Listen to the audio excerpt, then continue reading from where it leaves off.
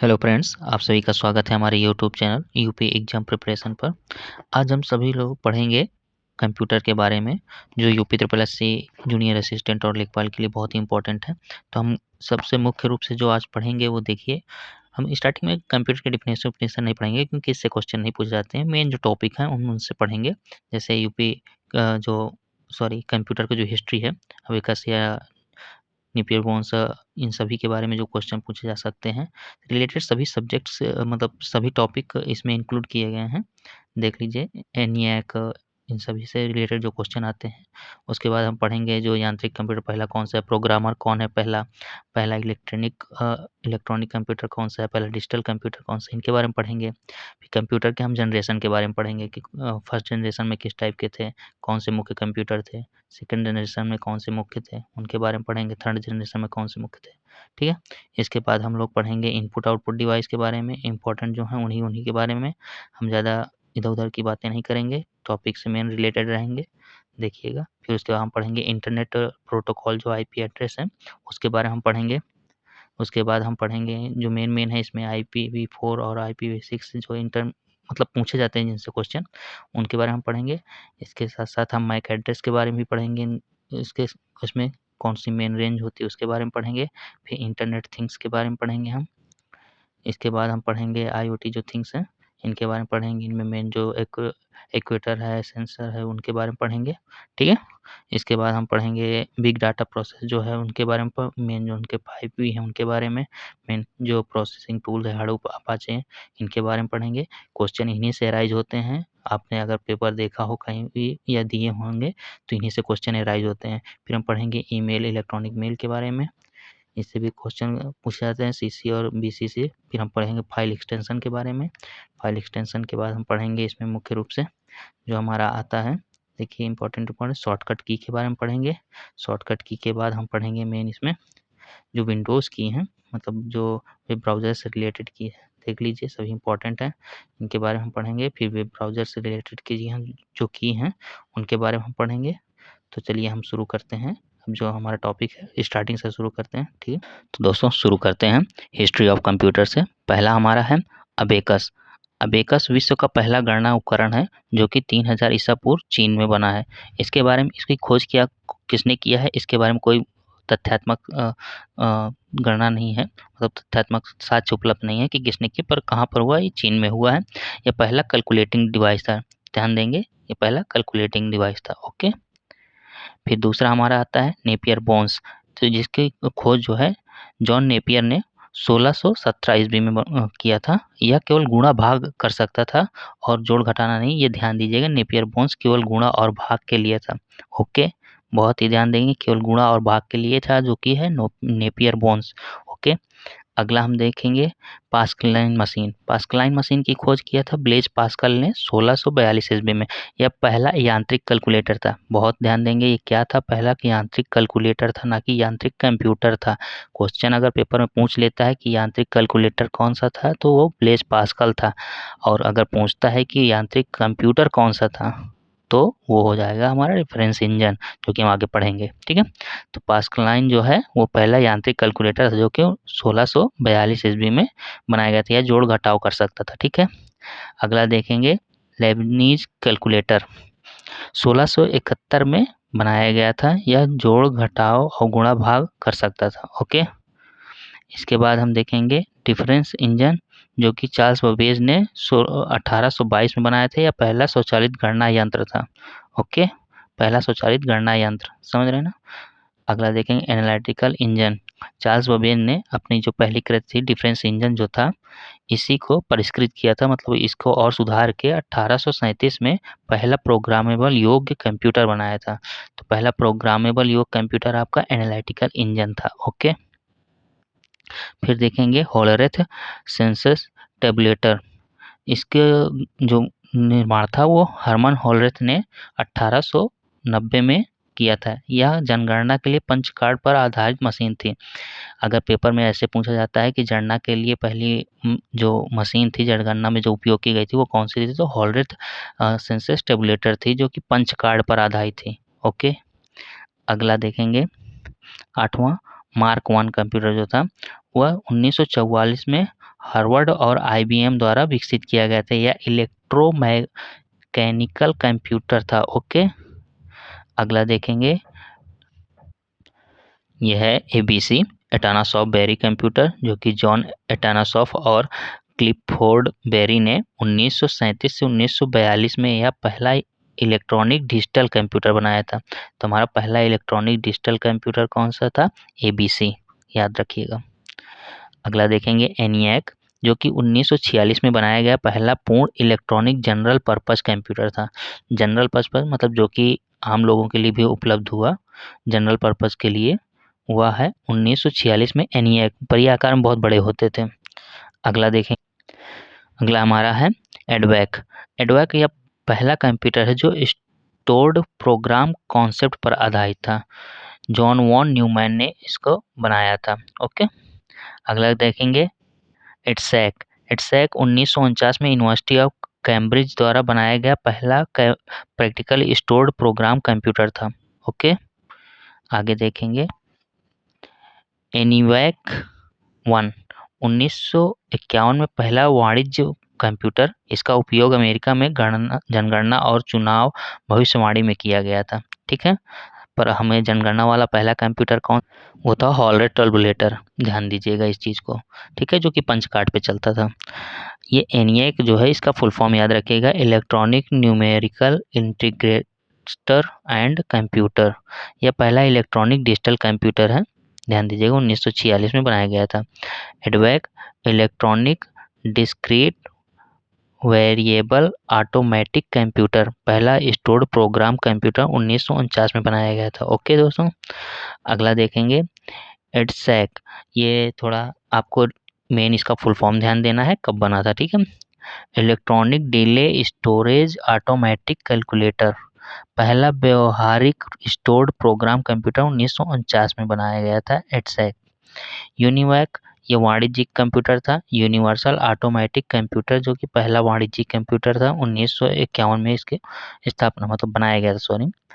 अब देखेंगे जो हमारा कंप्यूटर है मेन, मतलब कि पहला यांत्रिक कंप्यूटर कौन सा, पहले प्रोग्रामर कौन है, इनके बारे में देख लेंगे थोड़ा। तो पहला हमारा यांत्रिक कंप्यूटर जो है, मैकेनिकल यांत्रिक मतलब मैकेनिकल कंप्यूटर जो था, वो चार्ल्स बेबेज द्वारा एनालिटिकल इंजन 1937 में बनाया गया था, इसीलिए इन्हें फादर ऑफ कंप्यूटर कहा जाता है। ओके, दूसरा देखेंगे पहला प्रोग्रामर कौन था? एडा लोवेलैक, एडा लोवेलैक। ठीक है, ये याद रखेंगे। 1848 में जो चार्ल्स बेबेज की मशीन थी एनालिटिकल इंजन, उसके लिए जो पहला एल्गोरिदम बनाया गया था प्रोग्राम, वो इन्होंने एडा लवलेस ने ही बनाया था, इसीलिए इन्हें फर्स्ट लेडी भी कहा जाता है, मदर ऑफ कंप्यूटर भी कहा जाता है। जैसे फादर ऑफ कंप्यूटर हैं हमारे चार्ल्स बेबेज, वैसे ही मदर ऑफ कंप्यूटर हमारे क्या कहलाती हैं? एडा लवलेस, ध्यान दीजिएगा इस चीज़ को। पहली प्रोग्रामर यही हैं। ठीक है, पहला इलेक्ट्रोमैग्नेटिक कंप्यूटर कौन सा है? पहला इलेक्ट्रॉनिक 23 कॉनराड जोस, जो कि 1941 में बना था। पहला प्रोग्राम योग ऑटोमेटिक डिजिटल कंप्यूटर था, याद रखेंगे। ठीक है, अगला देखेंगे पहला इलेक्ट्रॉनिक जो कंप्यूटर था वो था, क्या था हमारा? एटानासॉफ बेरी। ठीक है, 1937 से 1942 के बीच में बना। ये सन जैसे दिए हैं 1947 से 37 से 1942, तो इसमें कंफ्यूज मत होइएगा।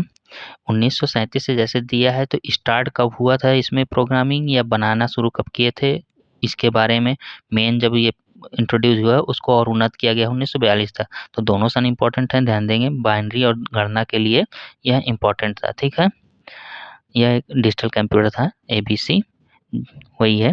ठीक है, हमारा ये जो है पहला इलेक्ट्रॉनिक जो डिजिटल कंप्यूटर था, एबीसी ही है। ठीक है, एटनासॉफ बेरी कंप्यूटर। ओके, पांचवा देखेंगे पहला प्रोग्राम योग्य डिजिटल कंप्यूटर जो है कोलोसस है, 1943 में इसको बनाया गया था। ब्रिटिश कोड तोड़ने वाली मशीन द्वितीय विश्व युद्ध में इसका उपयोग किया गया था। ठीक है, अब हम देखेंगे मेन जो कंप्यूटर जनरेशन से जो क्वेश्चन पूछे जा सकते हैं उनके बारे में। तो प्रथम जनरेशन जो है 1942 से 55 के बीच में पहला जनरेशन था, जिसमें वैक्यूम ट्यूब का यूज किया गया था, और इसमें मैग्नेटिक इलेक्ट्रोमैग्नेटिक रिले मेमोरी का यूज किया गया था इसमें, और सेकेंडरी स्टोरेज का यूज हुआ था, जो कि पंच कार्ड इसमें भी प्रथम जो थे वैक्यूम और पंच कार्ड मेन इसमें यूज हुआ था। मशीन असेंबली लैंग्वेज और स्टोर्ड प्रोग्राम इसकी संकल्पना थी। ठीक है, आकार में बहुत बड़े होते थे, वाणिज्यिक कार्यों के लिए इसका उपयोग होता था, बहुत महंगे और कठिन इसमें परिसर उत्पाद होता था। इसमें मेन आपके एनियाक, एडसैक और यूनिवैक 4 हैं। ठीक है, दूसरा देखेंगे हम। द्वितीय पीढ़ी में 1955 से 1964 के बीच में वैक्यूम ट्यूब के स्थान पर ट्रांजिस्टर का उपयोग होने लगा था। ठीक है, इसमें बैच ऑपरेटिंग सिस्टम और वैज्ञानिक एवं वाणिज्यिक एप्लीकेशन का उपयोग होने लगा था। ठीक है, मुख्य रूप से भंडारण क्षमता में वृद्धि हुई, तीव्र इनपुट आउटपुट का उपयोग होने लगा। इसमें मुख्य रूप से हनीवे जो है 400, IBM 7030 और CDC 1604 इसमें मुख्य रूप से कंप्यूटर थे। ठीक है, तीसरी पीढ़ी का हम देखेंगे। तीसरी पीढ़ी में 1964 से 75 के बीच में ट्रांजिस्टर के स्थान पर इंटीग्रेटेड सर्किट का उपयोग होने लगा था। ओके, और बड़ी magnetic core memory secondary storage का प्रयोग करने लगे थे। टाइम शेयरिंग ऑपरेटिंग सिस्टम का यूज हुआ, उच्च स्तरीय प्रोग्रामिंग लैंग्वेज का इसमें यूज होने लगा था। ये तीव्र होते थे, आकार में थोड़ा छोटे होने लगे और ऑनलाइन एप्लीकेशन इसमें यूज होने लगे, इंटरएक्टिव होने लगे। PDP 11, CDC 6600, PDP 08। ठीक है, इसमें जो मेन कंप्यूटर थे उनके नाम हैं। चतुर्थ पीढ़ी 1975 से 89 के बीच में VLSI LLS इसमें जो मुख्य रूप से है वेरी लार्ज इंटीग्रेटेड सर्किट का प्रयोग किया गया था। ठीक है, पोर्टेबल स्टोरेज मीडिया के रूप में मैग्नेटिक टेप फ्लॉपी डिस्क का प्रयोग किया गया था और इसमें प्रोग्रामिंग भाषाएं, PC आधारित एप्लीकेशन, नेटवर्किंग आधारित एप्लीकेशन का प्रयोग किया गया था। शोर वाहिनी विश्वसनीयता थी इसमें, मतलब शोर ज़्यादा नहीं करते थे। वाणिज्यिक उत्पाद में आसान थे। इसमें मुख्य रूप से Cray 1, Cray 2, Cray X, MP ये मुख्य रूप से कंप्यूटर थे हमारे। पांचवी पीढ़ी में देखिए VLSI के स्थान पर ULSI का प्रयोग हुआ। वेरी लार्ज स्केल से अल्ट्रा लार्ज स्केल में प्रयोग हुआ। ठीक है, वो वर्ल्ड वाइड वेब इसमें प्रयोग हुआ। मल्टीमीडिया का प्रयोग होने लगा जो कि आज के समय में लगातार चल रहा है 1989 से। इंटरनेट आधारित एप्लीकेशन का प्रयोग होने लगा। ठीक है, वाणिज्यिक उत्पाद में आसान थे। पोर्टेबल कंप्यूटर अत्यधिक शक्तिशाली, इसमें मुख्य रूप से IBM नोटबुक, पेंटियम, परम 10,000। ठीक है, ये मुख्य रूप से आते हैं। अब हम देखेंगे हमारा जो है इनपुट आउटपुट डिवाइसेस के बारे में। वह प्रक्रिया जिसके द्वारा उपयोगकर्ता यूजर डाटा या निर्देशों को कंप्यूटर में प्रवेश कराता है उसे इनपुट डिवाइस कहलाते हैं। यह कार्य इनपुट डिवाइस की सहायता से किया जाता है। आइए देखते हैं हमारे जो मुख्य रूप से इनपुट डिवाइसेस है। इनपुट डिवाइसेस हमारे जो हैं उसके प्रकार कीबोर्ड है, टाइपिंग के लिए जो उपयोग किया जाता है, माउस पॉइंटर नियंत्रण के लिए किया जाता है, स्कैनर दस्तावेज को डिजिटल रूप में परिवर्तित करता है, माइक्रोफोन आवाज़ को इनपुट करता है, वेब कैमरा फोटो या वीडियो को इनपुट करता है, टच स्क्रीन उंगलियों के सेंसर को इनपुट करता है, जॉय स्टिक गेम खेलने के लिए उपयोग किया जाता है, बारकोड रीडर बारकोड को पढ़ता है। ठीक है, अब हम पढ़ेंगे हमारे आउटपुट डिवाइस के बारे में। कंप्यूटर द्वारा प्रयोग किए गए आंकड़ों को उपयोगकर्ता द्वारा पहुंचाने की प्रक्रिया को आउटपुट कहते हैं। यह प्रक्रिया आउटपुट डिवाइस के माध्यम से होती है। आउटपुट डिवाइस के प्रकार देखेंगे। पहला है मॉनिटर। स्क्रीन पर हमें आउटपुट के रूप में जो जानकारी दिखती है प्रोसेस होके उसे को हम आउटपुट कहते हैं। ठीक है, आगे देखेंगे प्रिंटर या सॉफ्ट कॉपी को हार्ड कॉपी में बदल के हमें आउटपुट देती है। स्पीकर, यह सॉफ्ट जो प्रोग्राम होते हैं उनको ध्वनि के रूप में हमें आउटपुट देती है। प्रोजेक्टर बड़ी स्क्रीन पर आउटपुट देता है। हेडफोन व्यक्ति को ध्वनि के रूप में सुनाने के लिए आउटपुट देता है। प्लॉटर, इसका उपयोग बड़े आकार के ग्राफ, नक्शे और तकनीकी चित्र के रूप में प्रयोग किए जाते हैं। इसमें मुख्य रूप से आपको प्लॉटर ही ज़्यादा इंपॉर्टेंट है क्योंकि इसे ज़्यादा लोग जानते नहीं, तो पूछ लेता है, क्वेश्चन में पहले भी पूछा गया है। ठीक है, तो नाम याद रखेंगे, प्लॉटर एक आउटपुट डिवाइस है।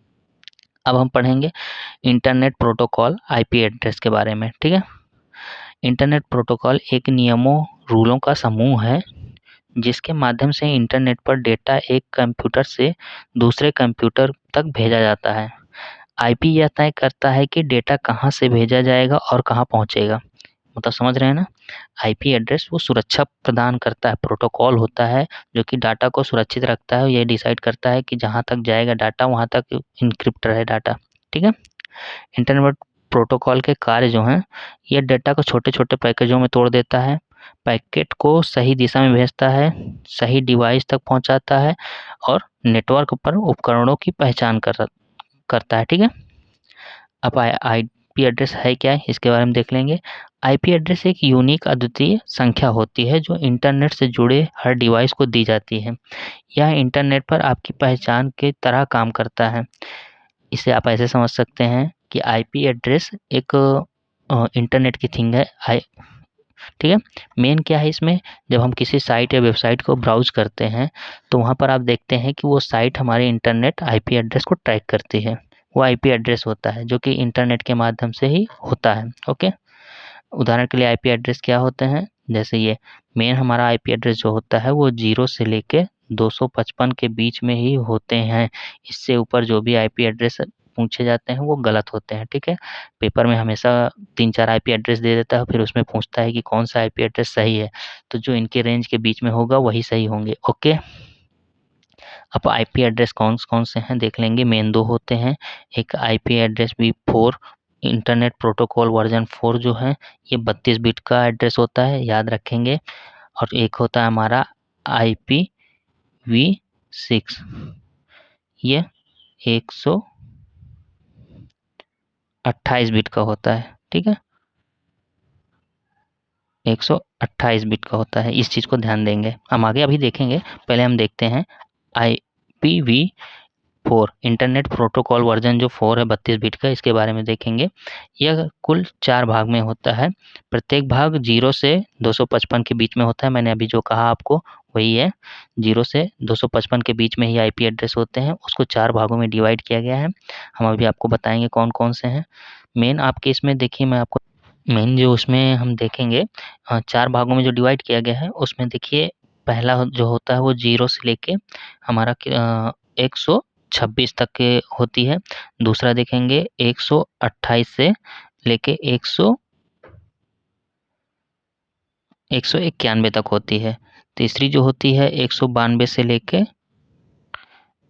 223 तक रहती है।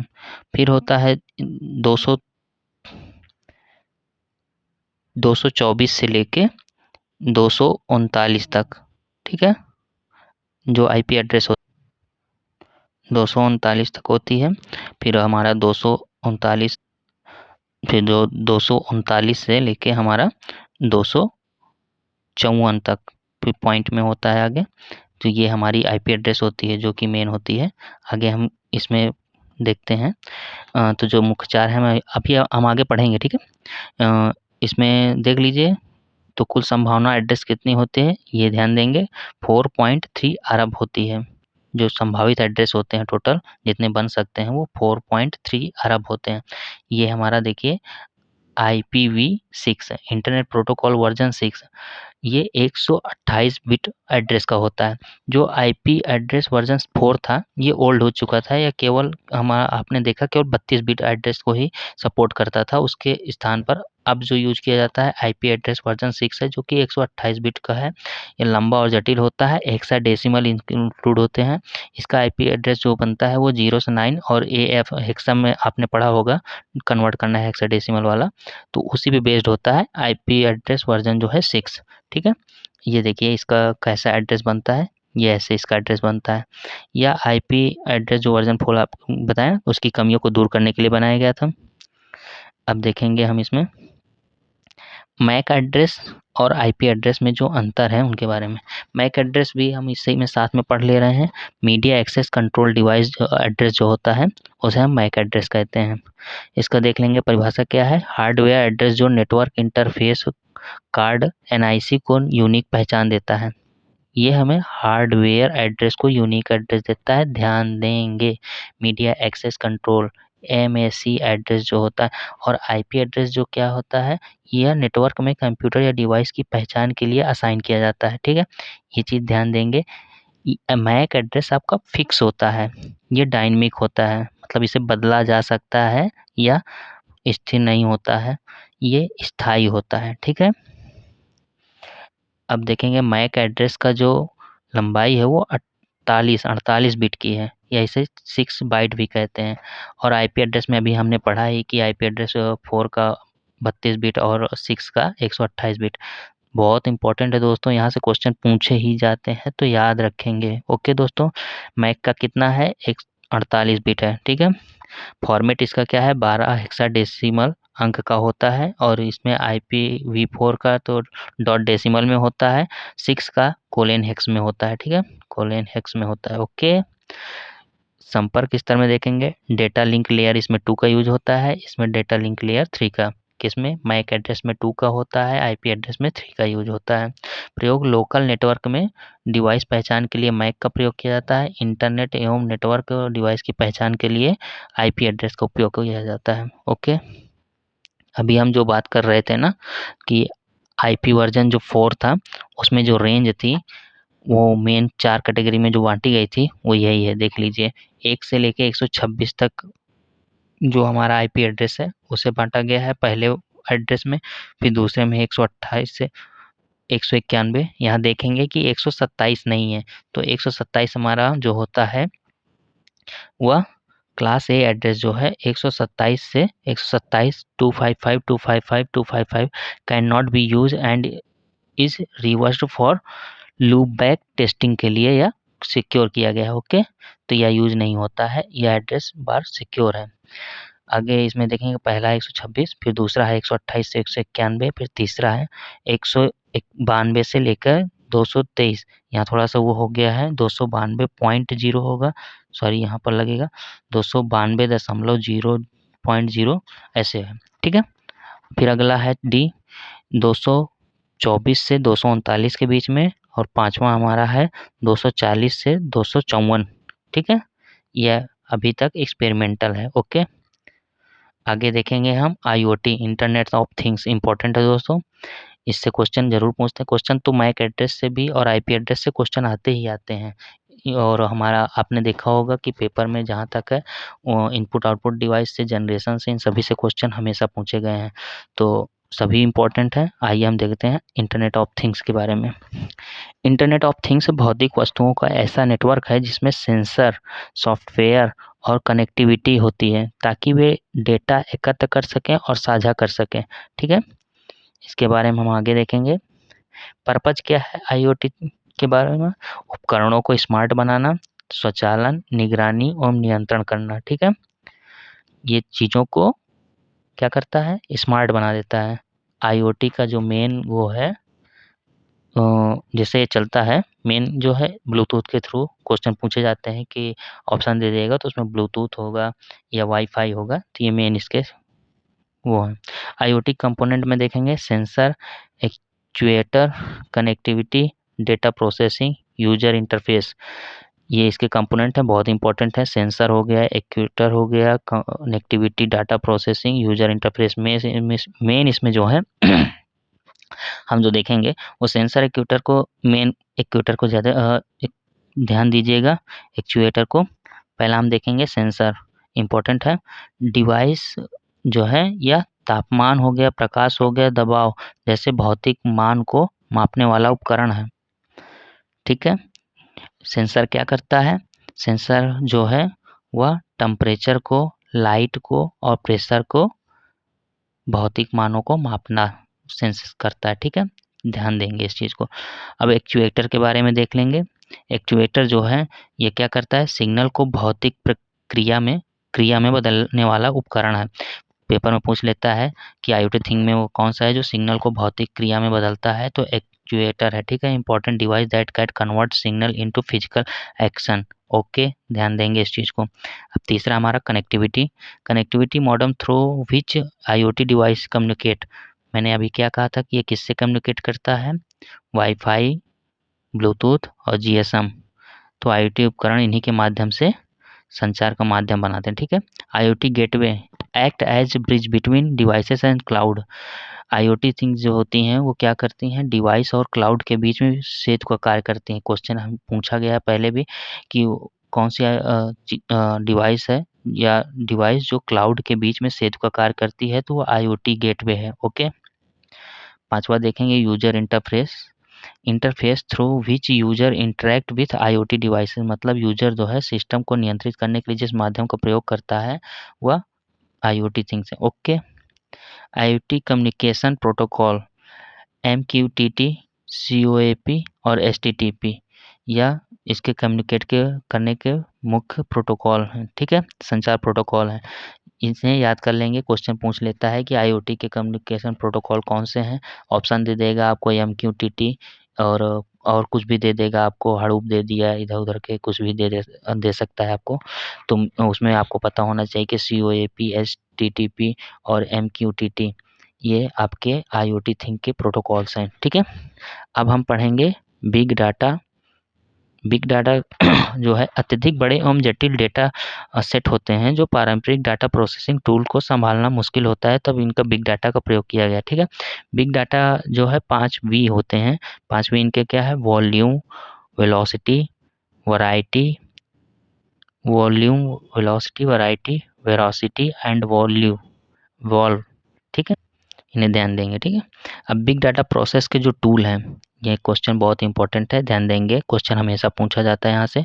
हडूप, जो भी हम जितने पॉइंट लाए हैं यहाँ पर बहुत इंपॉर्टेंट है, यहाँ से क्वेश्चन उठाए जाते हैं।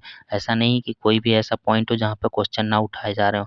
आप देख सकते हैं मैं जहाँ जहाँ बोल रहा हूँ इंपॉर्टेंट है, वहाँ से क्वेश्चन आप देखेंगे UP SSC उठाई ही है, चाहे लेखपाल में हो या जूनियर असिस्टेंट अभी स्टेनो का हुआ है उसमें, या पिछले पेपर भी आप देख लेंगे, इनमें क्वेश्चनों में उठाया ही गया है। हडूप से पूछ लेता है, अपाचे स्पार्क से, अपाचे फ्लिंक, अपाचे स्टॉर्म, ये इसके मेन जो टूल्स हैं बिग डाटा के। वो अब देखेंगे हडूप के मुख्य कंपोनेंट। क्वेश्चन बनता है हडूप के मुख्य कंपोनेंट कौन से हैं, ध्यान देंगे। HDFS हो गया, मैप रिड्यूस हो गया, यार्न हो गया। ठीक। अब इसमें HDFS क्या करता है? स्टोरेज का काम करता है। मैप रिड्यूस जो होता है प्रोसेसिंग का काम करता है। यार्न रिसोर्स मैनेजमेंट का कार्य करता है। ठीक है। आगे हम इसके बारे में थोड़ा सा और देख लेते हैं। HDFS जो है हडूप डिस्ट्रीब्यूटेड फाइल सिस्टम है, डेटा को नए नोड्स में वितरित एवं स्टोर करता है। कौन? HDFS। ठीक। मैप रिड्यूस जो है डेटा को मैप और रिड्यूस फेस में प्रोसेस करता है। ओके। आगे देखेंगे Apache spark. In memory data processing framework में हडूप से यह तेज है। ठीक। Yarn at another resource negotiator. ठीक है। क्लस्टर रिसोर्स मैनेजमेंट करता है। Data analytics, descriptive, predictive, prescriptive analytics. ठीक। इम्पोर्टेंट है, ध्यान देंगे इस चीज़ को। ठीक है। अब हमारा अगला टॉपिक है ईमेल, जिसे हम फुल फॉर्म में क्या बोलते हैं? Electronic mail. इंटरनेट पर संदेश भेजना और प्राप्त करने का तरीका है इंटरनेट में ईमेल है। ईमेल एड्रेस का फॉर्मेट क्या होता है? यूजर नेम और डोमेन नेम। क्वेश्चन यहाँ पूछा गया है पहले भी कि ईमेल में डोमेन नेम से पहले कौन से आइकन का प्रयोग किया जाता है, तो वो हमारा @ है। ओके, याद रखेंगे। डोमेन नेम हमारा लास्ट में लगता है, यूजर नेम हमारा फर्स्ट में लगता है, ये भी पूछा गया है। सिग्नेचर ईमेल के अंत में जोड़ने वाला हस्ताक्षर विवरण है। ठीक है। CC कार्बन कॉपी ईमेल के प्रति अन्य प्राप्तकर्ताओं को भेजा जाता है या ओपन होता है, इसमें जिसने को टैग किया जाता है सब दिखाई देते हैं एक दूसरे को। ब्लाइंड कार्बन कॉपी क्या होती है? ब्लाइंड कार्बन कॉपी में अन्य प्राप्तकर्ताओं को छुपाकर ईमेल भेजा जाता है। इसका मतलब है जितनों को भी हम ईमेल करेंगे उनमें किसी को ये नहीं पता चलेगा कि दूसरे को किसको और भेजा गया है, सबको इंडिविजुअल उनका मेल मिलेगा। ठीक है। ये BBC होता है ब्लाइंड कार्बन कॉपी में, याद रखेंगे। ये भी क्वेश्चन पूछे गए हैं। फाइल एक्सटेंशन के बारे में देखेंगे, पेपर में पहले ही पूछे गए हैं, बहुत इंपॉर्टेंट है फाइल एक्सटेंशन जितने भी हैं। डॉक्यूमेंट के लिए याद रखेंगे DOC, DOCX, PDF, text, RTF। ठीक है, ये बहुत इंपॉर्टेंट है। स्प्रेडशीट में XLX, X.XLSX। ठीक है। .CSV, .ODS, डॉट कैल्क, ठीक है। अगला देखेंगे प्रेजेंटेशन के लिए dot PPT dot PPTX dot COD PGM, ठीक है। अब इमेज का देख लेंगे। इमेज में अधिकतर आप देखेंगे जो इमेज का वो होगा उसमें जी लगा रहता है, बस आपको 2 मेन याद रखना है, BMP और TIF। इनके अलावा आप देखेंगे JPG में भी जी लगा है, IPEG में भी जी है, PNG में भी जी है, G.GIF में भी जी है और SVG में भी जी है। तो आप इसमें याद कर सकते हैं आराम से कि इमेज में जो जी होता ही है इमेज में, तो आप इनके एक्सटेंशन में आप आएगा तो आप लास्ट में देखेंगे तो जी लगा रहता है, लेकिन दो इनमें थोड़ा-सा BMP और TIF को ध्यान दे लेंगे। ऑडियो में भी ऐसे है, देखेंगे ऑडियो में देखें MP3 वेब में ए है, ACC में ए है, फ्लैक्स में ए है, OG और आपको यही दोनों थोड़ा ध्यान देने हैं, OGG और MP3, ठीक है। वीडियो में भी आपको ऐसे मिलेगा MP4 AVI MKV .MOV WMV FLOV sorry, देख लीजिए अधिकतर सब में वीडियो में भी वी लगा है। तो ये इनके एक्सटेंशन बहुत आराम से आपको याद हो जाएंगे, कोई ज़्यादा लोड लेने की दिक्कत नहीं है।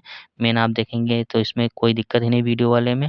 इसमें आप ऑडियो वाले में थोड़ा ACC को देख लें, AAC को देख लेंगे, OGG को, ठीक है। और आपको उसका बता ही चुका हूँ इमेज वाला। अब वेब फाइल्स का देख लेंगे .html .htm .cs CSS .js .php .xml important है दोस्तों, पूछा गया है तो इन बातों को हल्के में नहीं लेंगे, प्लीज़ इन सबको नोट कर लीजिएगा, बहुत इंपॉर्टेंट है। अब इम्पॉर्टेंट शॉर्टकट की के बारे में हम देखेंगे। देखिए विंडो प्लस ई जो है हमारा ओपन फाइल एक्सप्लोरर के लिए यूज होता है, विंडो प्लस ई, ठीक है दोस्तों। Control plus A select all text होता है, control plus B bold text के लिए होता है, कंट्रोल प्लस सी कॉपी के लिए। दोस्तों ये आपको लमसम याद ही होंगे कुछ, पर आगे इम्पॉर्टेंट है। कंट्रोल प्लस टेक्स्ट को डुप्लीकेट करने के लिए किया जाता है, कंट्रोल प्लस सी सेंटर अलाइंसमेंट के लिए किया जाता है, टेक्स्ट जो लेफ्ट या राइट होते हैं उन्हें सेंटर करने के लिए कंट्रोल प्लस ई का उपयोग किया जाता है, कंट्रोल प्लस एफ फाइंड के लिए यूज किया जाता है, control plus G go to के लिए यूज किया जाता है, कंट्रोल प्लस एच रिप्लेसमेंट के लिए यूज होता है। अगला कंट्रोल प्लस आई इटैलिक के लिए यूज होता है, टेक्स्ट को इटैलिक करने के लिए, कंट्रोल प्लस जे जस्टिफाई के लिए, कंट्रोल प्लस के हाइपरलिंक के लिए। दोस्तों इम्पोर्टेंट है, दोनों इम्पोर्टेंट हैं, ध्यान देंगे। Control plus L left alignment के लिए यूज होता है, कंट्रोल प्लस एम जो है हमारा न्यू स्लाइड के लिए यूज होता है। अगला देखें control plus N new document के लिए यूज होता है, control plus O open document, control plus P print के लिए यूज होता है, ठीक है। Control plus Q paragraph spacing के लिए यूज होता है, ठीक।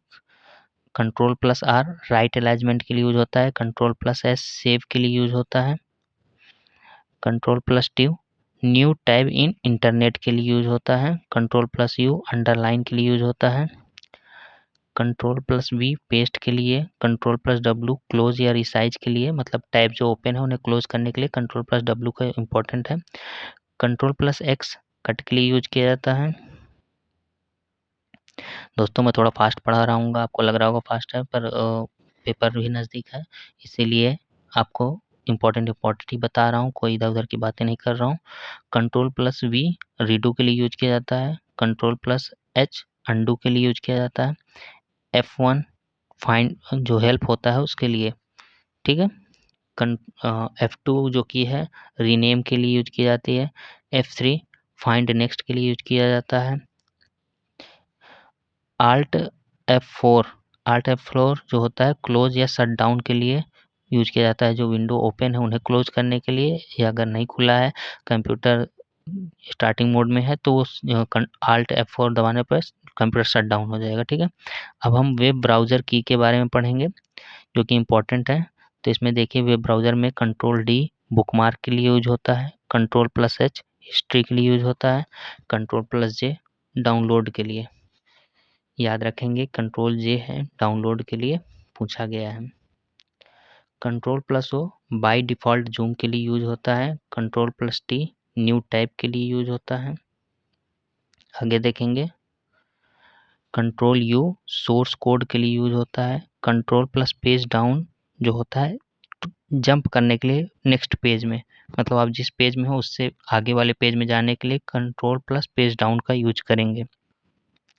अगला है कंट्रोल प्लस पेज अप, तो इसमें आप जिस पेज में हैं उससे पहले वाले पेज में, जो आप जिस पे काम कर चुके हैं उस पेज में, प्रीवियस पेज में जंप करने के लिए प्रीवियस टैब में जा सकते हैं, उसके लिए है। Control plus shift plus N incognito mode के लिए है। Control plus shift N reopen recently close tab, जो आपने क्लोज अभी किया होगा टैब उसको ओपन करने के लिए कंट्रोल शिफ्ट प्लस टी का यूज करते हैं। ठीक है। कंट्रोल डब्ल्यू का उपयोग क्लोज टैब के लिए किया जाता है, जो कि आपको पता है। Alt F4 close web browser के लिए किया जाता है। ठीक है दोस्तों, आगे देखेंगे। Alt plus inter wrap text के लिए किया जाता है। Control plus shift plus plus ये सुपर स्क्रिप्ट के लिए। सुपर स्क्रिप्ट का आप जानते हैं ना, जैसे 2 की पावर x लिखते हैं, ये सुपर स्क्रिप्ट हो गया। सब स्क्रिप्ट होता है H2O, जैसे 2 लगा नीचे, ये आपका सब स्क्रिप्ट हो गया। तो ये किससे यूज होता है, ये कंट्रोल प्लस बराबर चिन्ह से होता है, या कंट्रोल प्लस प्लस ये चिन्ह इस control plus shift plus plus super script के लिए होता है। कंट्रोल प्लस इक्वल सब स्क्रिप्ट के लिए होता है। ठीक है दोस्तों। Control plus equal auto sum के लिए यूज होता है। आल्ट प्लस इक्वल, सॉरी गलती से निकल गया था, alt plus equal auto sum के लिए यूज होता है। और control plus M new slide के लिए यूज होता है। तो दोस्तों हमने मेन टॉपिक अभी जो पढ़े हैं, ये हमारा पार्ट फर्स्ट है। जल्दी हम 1-2 दिन में पार्ट सेकंड लाएंगे, जिसमें हम आपको मुख्य रूप से जो है वो MS Excel, PowerPoint presentation, इनके बारे में, वर्ड ऑफिस के बारे में, सोशल मीडिया के बारे में, ई गवर्नेंस के लिए फाइनेंस टूल, एल्गोरिदम और साइबर सिक्योरिटी से रिलेटेड जितने इम्पोर्टेंट क्वेश्चन होंगे उनके बारे में हम आपको अगले टॉपिक में पढ़ाएंगे। तो अभी जो हमने आपको टॉपिक दिया ये भी बहुत इम्पोर्टेंट है दोस्तों। यदि हमारा प्रयास आपको अच्छा लगा तो प्लीज़ लाइक कीजिएगा, प्लीज़ दोस्तों सपोर्ट कीजिए, सब्सक्राइब कीजिए। आपके लिए हम ऐसे ही बेहतरीन कंटेंट लाते रहेंगे। ठीक है दोस्तों, धन्यवाद। और हम जल्दी आपको नेक्स्ट वीडियो प्रोवाइड कराएंगे। तब तक इसे आप देखिए, और हो सके तो 1-2 बार देखिएगा, 2-3 बार और देख लीजिएगा, जिससे आपको कंटेंट जो है वो आपको याद हो सके, जिससे आप भूलें नहीं। ओके दोस्तों, थैंक यू।